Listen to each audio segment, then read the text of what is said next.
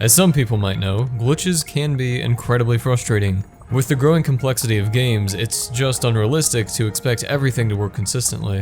One of the worst possible outcomes is a softlock, where a player is completely stuck to the point where reloading your previous save or starting over altogether is the only way around it. But imagine if softlocking a game is the goal. I teamed up with my friend Malleo and a few of the masterminds behind glitches in Paper Mario: The Thousand Year Door to explain numerous methods of softlocking what many people believe to be an extremely stable game.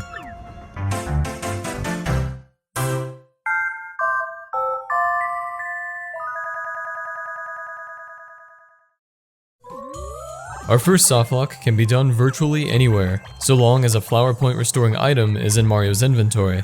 Simply hit B to hammer, then pause the game on the same frame a second hammer is input and eat the item.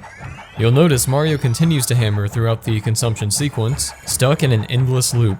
Interestingly, if the item restores heart points, the player will regain control after the item's effects end. That's still the case even when an item heals both heart and flower points. It's worth mentioning this glitch can be done regardless of which hammer upgrade Mario owns. When Mario learns of the Crystal Star inside the floating city of Glitzville, we get mixed in with some of Rogueport's most dangerous thugs and criminals, hoping to get our hands on a ticket for the local blimp. Eventually, we gain access to Don Pianta, and he strikes a deal with us to find his daughter in exchange for all the tickets we need. The whole process involves many cutscenes, including a discussion between Don Pianta, Francesca, and Frankie. Once all that's over with, Don Pianta is supposed to give us the blimp ticket, but the game can be softlocked by getting too close to him before speaking. Don Pianta is unable to secure an unobstructed path while walking towards Mario, so he's never able to present us the reward for going through all that trouble. The Great Tree is overrun by X-Nauts during the events of Chapter 2, and unfortunately for the Punies, they installed security doors throughout. The doors are locked electronically, and can be activated or deactivated by accessing the control panel.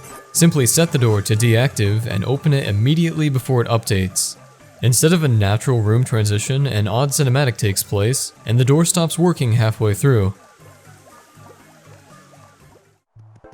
Mario loses his identity in Chapter 4 and then meets up with Vivian. She temporarily volunteers to help us out after we cheer her up. Vivian's partner ability is known as Veil, where she removes Mario from plain sight and can be useful for fooling enemies or eavesdropping. In the English release, no other inputs have an effect while hidden, but before the initial developers passed this game onto the localization team and English QA testers, pausing as Vivian's Veil is active was a possibility. So this softlock is exclusive to the Japanese version, but it's still worth pointing out. When Vivian first joins our party, a brief tutorial describing her skills takes place, and we witness an enemy Boo losing sight of Mario. But while in the shadows, we can pause even though we're in a cutscene. Not a whole lot appears different immediately, although you can consume an item to disrupt the intended sequence. The Boo apparently still can't see us. Regardless of whether or not an item is used, pausing during the tutorial eventually does trigger a softlock. This is due to confusion between certain addresses responsible for tracking whether or not Mario can be controlled by the player. Eventually, the whole conversation with Vivian ends, and we're ultimately unable to do anything. This one is obviously situational, but is fairly simple to explain. Ensure Mario has the paper ability, as well as at least one edible item. After inching our way to the front ledge near this plane panel, Mario will be able to fall off without moving when switching to paper mode. The game can be paused the same time Mario starts descending, which means we will hit the spring while attempting to restore status, and while transitioning between forms. The item's replenishing animation and effects are cancelled entirely, and we are stuck jumping and flipping around. As we just witnessed, in paper mode, Mario's hitbox is slightly different, which causes him to interact differently with overworld objects. The developers limited his speed and actions in paper mode to limit glitch potential. However, paper mode can be exploited by other objects to allow Mario to retain the skewed hitbox in a normal state. In this case, the odd hitbox of the pillar is used to manipulate our own. Opening a door while this glitchy paper mode is active results in a delayed entrance where the room is loaded, but Mario ends up outside. Since many external objects are deactivated when indoors, a glitch known as Flurrie super sliding can be exploited here. Flurrie's Gale Force ability is used 4 frames before a door is opened, significantly adjusting Mario's entrance angle. Since the screen is rotated, reactivating Gale Force during the sequence will send Mario towards the camera along the x-axis, which just so happens to be where Merluvlee's house is. Speaking with her is possible even though she's not loaded. On the other hand, speaking to her from across the currently invisible table will spark a different conversation, where she offers to uncover the location of hidden objects for a price. Choosing to accept will charge Mario and immediately softlocks the game.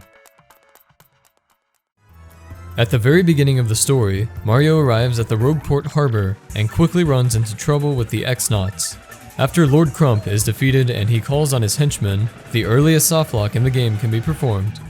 If Mario jumps into water, a piranha will deal 1 damage and respawns us at a nearby point.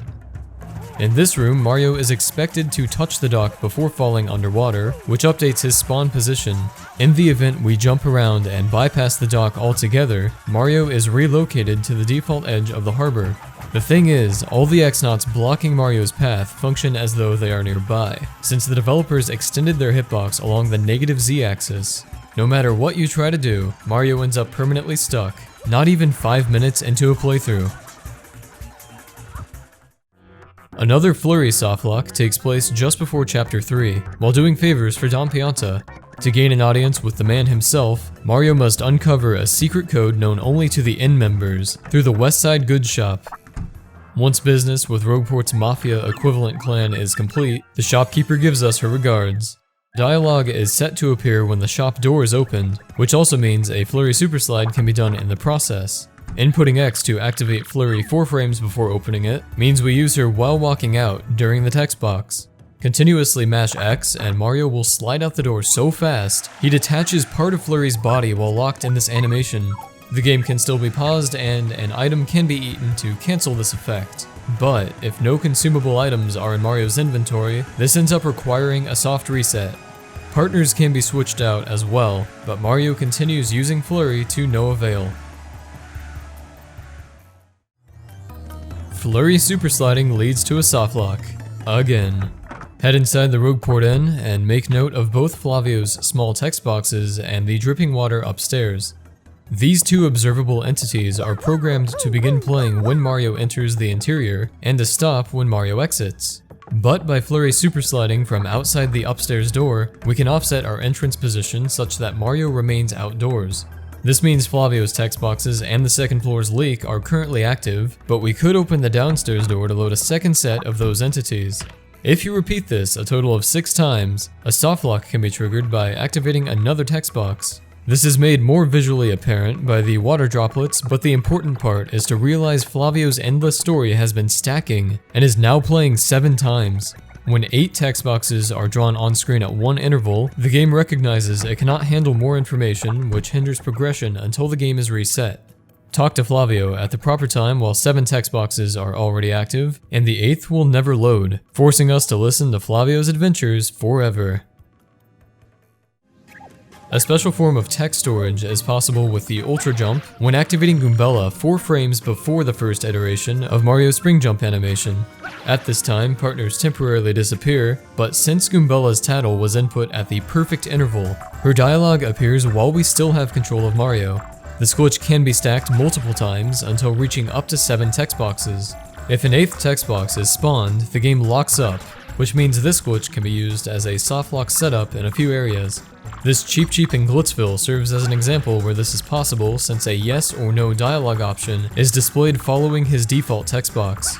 However, we must close one of the 7 speech bubbles to unfreeze certain aspects of the overworld, since many objects, including other characters, are inactive during a Goombella tattle. Now we are at 6 text boxes, and speaking with the Cheep Cheep counts as 2 more dialogue entries, meaning we've reached that magic number of 8.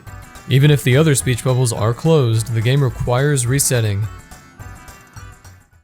So that covers the most interesting known softlocks in Paper Mario: The Thousand Year Door. I'd like to once again give a special thanks to Malleo, and all glitch discovery credits to the Thousand Year Door speedrunning community. Be sure to check out the links in the outro to support these guys if you're a fan of the Paper Mario series. Also, let me know what your favorite softlock was, and consider subscribing if you enjoy the content. As always, thank you for watching.